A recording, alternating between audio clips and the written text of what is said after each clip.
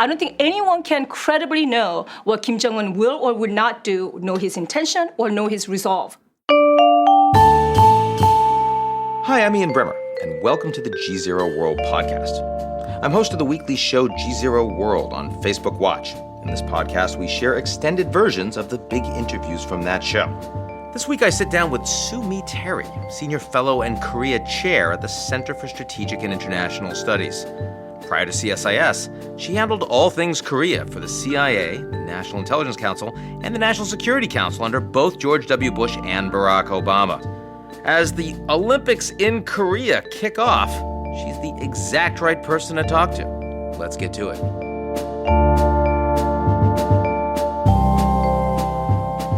The GZERO World is brought to you by our founding sponsor, First Republic. First Republic, a private bank and wealth management company, understands the value of service, safety, and stability in today's uncertain world. Visit firstrepublic.com to learn more.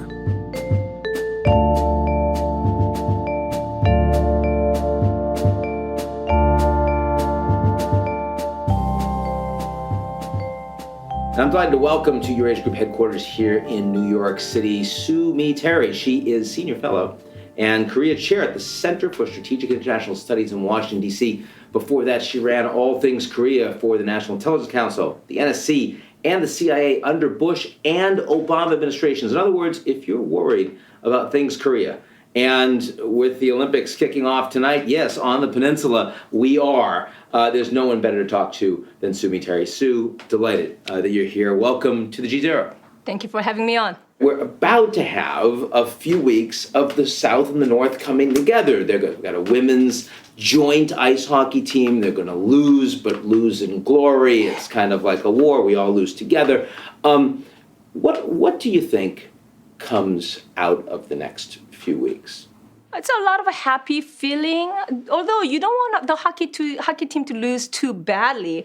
You've already seen domestic backlash against the Moon administration, not only coming from the conservatives, but by the younger generation of the Koreans who are unhappy about the joint hockey team. They're even unhappy about North Korea and South Korea marching together under one unified some flag, because younger generation is saying, what is this country? Why can't we have our own flag? And why should North Koreans be part of this hockey team? So young people in South Korea aren't behind the opening up to working together at the Olympics? I mean, you'd think that they'd be more excited. Not at all.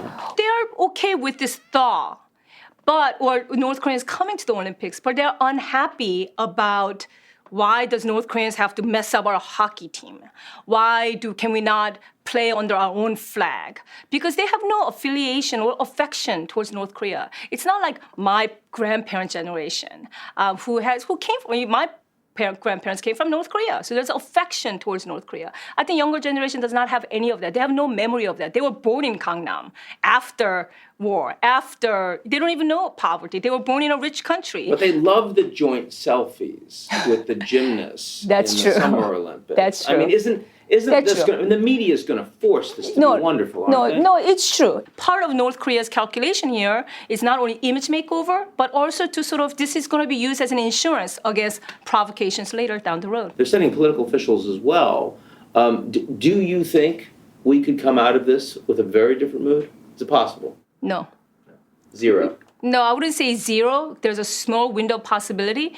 But North Korea, South Korea improving their relationship does not still solve the problem. Because North Korea, even in the New Year's address, when it said, okay, we're going to send a delegation to the Olympics, but by the way, we're still going to mass produce our weapons. Yeah. So unless Washington and Pyongyang improves, it's not going to make a big progress. During the sunshine years, 10 years where South Korea gave North Korea some $8 billion, did it change North Korea? Did it change North Korea into some other normal state? Did it change North Korea to give up nuclear and missile program? It didn't. So I think the progress has to be really made between Washington and Pyongyang for there to be progress on the nuclear and missile front. For a long time, it wasn't just nuclear proliferation that worried people.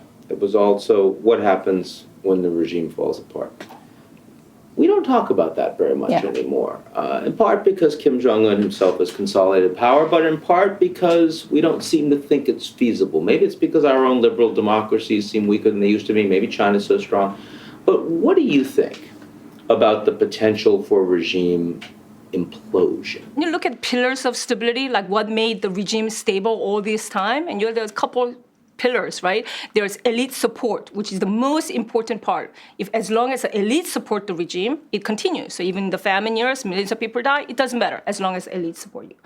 But elites are not united right now against the Kim Jong-un regime. Because of the crazy fear tactics, like if you fall asleep, you're dead, you might be sort of coward and you're not speaking up. But when you talk to some other senior defectors that have defected, like Tae-yong-ho, Lee Jong-ho, some North Koreans that came out, elites are not unified under Kim Jong-un. They don't have any love lost. I mean, they actually respected Kim Il-sung, the founding father of North Korea.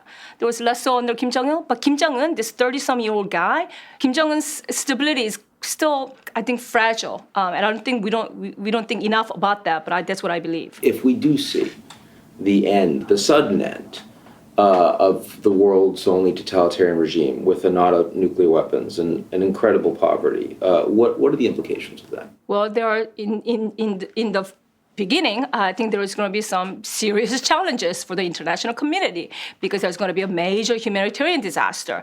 There's going to be loose nukes. How do we secure all those weapons that are in North Korea right now? What about the army? It's 1.2 million man army that's running around with potentially soldiers with guns and arms. What are we going to do about that? So there's a lot of challenges. But over the long term, these are Korean people. I mean, Koreans have done some amazing things. I mean, look at South Korea. From one of the poorest countries in the world to 12th largest economy today. This happened just in a matter of decades. I do believe that unified Korea will emerge in some time, maybe it takes a couple of decades, but it will come out stronger. At the end of the day, because you get rid of North Korea, you don't have this perpetual, crisis on the Korean Peninsula. How much should we really be worried? I know that you are. The potential for military confrontation. What is it that regime implosion, nuclear proliferation, cyber attacks? I mean, if you want to rank the threats around North Korea, what's number one? The Trump administration deciding to conduct a limited military strike in North Korea, and that conflict escalating into war will be my number one concern. That's your biggest one. You actually think that there are people in the Trump administration that are serious about a preemptive strike against them? Absolutely. I think there are people who are more accurately thinking about preventive military strike against North Korea, because some folks have decided that somehow North Korea is different from China, Russia, that North Korea is not a status quo power, that we cannot live with nuclear North Korea because North Korea has not only regime survival as the intent in terms of trying to complete the nuclear program, but he had some sort of an offensive design by trying to complete the nuclear program. In other words, by having the capability to attack mainland United States with intercontinental ballistic missile, nuclear-tipped ICBM, he's going to be able to decouple U.S.-South Korea alliance, kick the U.S. forces off the Korean Peninsula, perhaps achieve unification on its own terms, and then, of course, there's concern of nuclear proliferation. So the military option, as I understand it, the punch-in-the-face scenario is you degrade significantly some of their military capabilities. It's not a decapitation strike. And the presumption is if they were to try to hit the United States in return, they know that it's over for them. So the deterrent still holds. Right. Is that, give some detail around that to the extent that you really understand the military thinking. I don't think anyone can credibly know what Kim Jong-un will or would not do, know his intention or know his resolve. So from his perspective, he might have to retaliate more significantly because domestically, he cannot look or appear to look weak in front of his elites, domestic standing-wise, because it's all about him looking tough and standing up against the United States, standing up against Mr. Trump. What do we think we know about Kim Jong-un? Well, we know that he's ruthless. We know that he's brutal. I mean, just look at how he executed his uncle, the second most powerful man in North Korea, Jang Song-taek, a year after he came in, publicly embarrassed and humiliated Jang Song-taek and all these people by dragging him out, put him in a public stadium, and killed him with an anti-aircraft gun. Was Kim Jong-un there? We believe so. And hundreds of Chang's associates and their family members were also executed. So no question, Kim Jong-un is one of the most brutal, ruthless men in the world. Rational, from your perspective? I do think he's rational in that I don't think he's suicidal. His father was not suicidal either. I don't think he's ideological. So North Korea is not like terrorist groups because they're willing to die for their cause, and then you can't do anything about that. But Kim Jong-un, I think, is more like a normal dictator in that he wants to live a long time and die peacefully in his own bed. So in that sense, he's rational. Which certainly explains why he would want to expand his nuclear and ballistic missile capabilities, yes. But it also perhaps provides at least some justification for why many American officials might believe that he wouldn't do anything when push came to shove to risk the end of his regime. In terms of rational thinking, there's a Korean nationalistic thing, and he needs to look tough. So he cannot just sort of sit back and get punched and not do anything. So it is still rational once you get punched to sort of fight back. And I think because he stake his whole legitimacy based on completing the nuclear program, being a tough leader who can stand up to the United States, I don't think he can necessarily look weak and survive. So let's imagine this has happened. We have a full ICBM test. They've displayed that they can hit the United States. We're thinking about what we want to do. The rhetoric is obviously very fiery.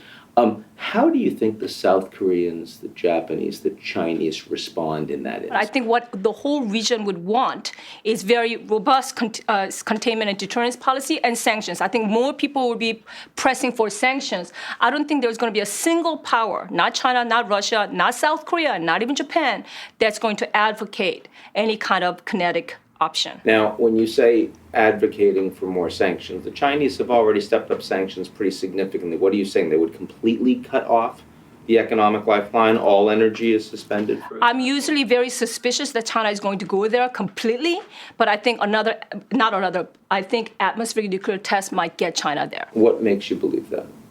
China always said no war, no instability, and no nukes, and in that order. Mm-hmm. So we know that China wants still preserve status quo, he wants the buffer and all of this.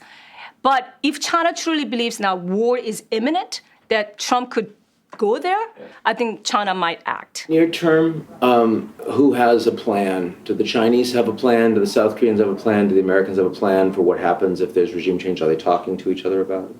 I think there's all internal planning to some degree.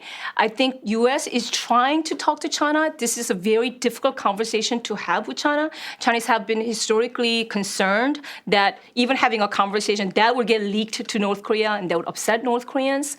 But it's a conversation that's absolutely critical. It's needed because it could happen whether we want it or not. Regime instability, regime collapse. And because of potential challenges to the international community, like securing nuclear weapons, should be a concern to China as to the United States. So conversation really desperately needs to happen. And, I mean, if you leave aside the potential for military strikes, if Trump decides not to do that, take it off the table, even if he still threatens it, it's not going to happen. Has Trump policy towards North Korea been fine? Minus the rhetoric. Yeah. Yes. Broadly speaking, I think the Trump administration's policy of maximum pressure is the right one in terms of pressing through sanctions, trying to get China to do more on North Korea, even if we have to press China by going after secondary boycott and sanctions and so on. I think that's the right approach. Minus the rhetoric, because the rhetoric of rocket man on a suicide mission or totally destroying North Korea, that's unhelpful. Kim Jong-un, only thing he has to do is continually press that, totally destroy North Korea over and over, and it's not helpful. It doesn't achieve anything. So the last question then, what's the single worst thing that Trump could tweet? I think it has to do with insulting Kim Jong-un saying Kim Jong-un does not have legitimacy at home because his mother was not a real wife of Kim Jong-il, that his mother was only a mistress, and that he doesn't have legitimacy as a real leader. And that's why he killed Kim Jong-nam, his half-brother, because of he was concerned about legitimacy issue. Wow. Okay. I'm not saying Mr. Trump should do that. I'm going to make sure that Trump doesn't hear about that. Okay. Just gonna Cut keep that out. Between us. Okay. Sue Me Terry, thank you so much. Wonderful to have you on the GZERO. Thank you for having me on.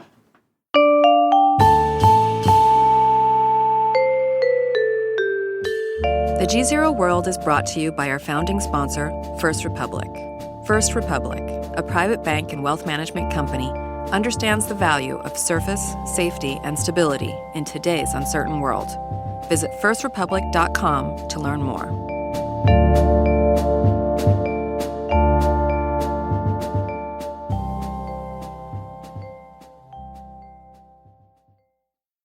You're listening to the GZERO World with Ian Bremmer podcast, your weekly geopolitical deep dive into the world's biggest news stories, featuring in-depth conversations with global leaders and newsmakers. To get more of GZERO's insights on global politics every morning, sign up for our free newsletter, GZERO Daily, at gzeromedia.com.